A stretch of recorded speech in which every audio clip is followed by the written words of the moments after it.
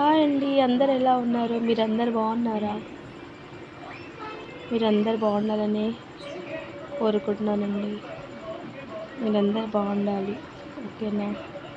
కాదండి, మా ఇంట్లో రేకులు అన్నీ ఎగిరిపోయాయి కదా, అందుకే ఎంత టెన్షన్ అండి. నాకు వీడియోలు తక్కువ చేస్తున్నాను. ఏం చేయాలండి, అంత రేకులన్నీ ఇలా అయిపోయాయి. చాలా టెన్షన్ పడుతున్నానండి నేను. ప్లీజ్ అండి, అర్థం చేసుకోండి. చాలా కష్టపడుతున్నాను. మా పిల్లలకి వేసుకోనీకి కూడా బట్టలు లేకుండా అంతా కోతులు అన్నీ తీసుకెళ్ళాయి మా ఇంట్లో. ఎంత రేకులన్నీ ఎగిరిపోయాయి చూడు. అన్ని రేకులు ఉండే ఎగిరిపోయాయి.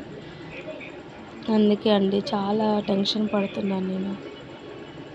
బట్టలు లేకుండా అన్నీ నానిపోయినాయి, అంతా గలీజ్గా అయిపోయినాయి, అన్నీ పాడేసేసాం చెత్తలో.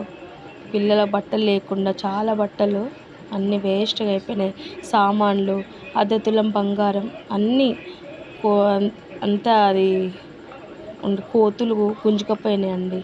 పడుస్తుండే బంగారంది ఇంట్లో పెట్టాను, అది ఇక్కడ గుంజుకపోయింది. ఇట్లా చీనలు ఉంది కదా, అది చీనలు అది అందులోకి జొర్రిపోయినాయి. చిన్న అక్కడ కిటికీ ఉంది లోపల, ఆ ఇంట్లో ఆ కిటికీ ఉంది కదా, ఆ కిటికీలో కొంచెం వెళ్ళిపోయారు. కిటికీ నేను కొల్లబెట్టిన అనమాట హైదరాబాద్ వెళ్తుంటే, ఆ రోజు మా అమ్మ వాళ్ళ ఇంటికి వెళ్తుంటే.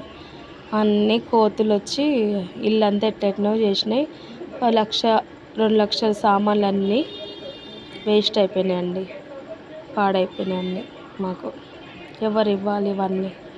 ఆ దేవుడే ఉండేగా మాకు, ఎవరు లేని వాళ్ళకి దేవుడే కదా దిక్కు.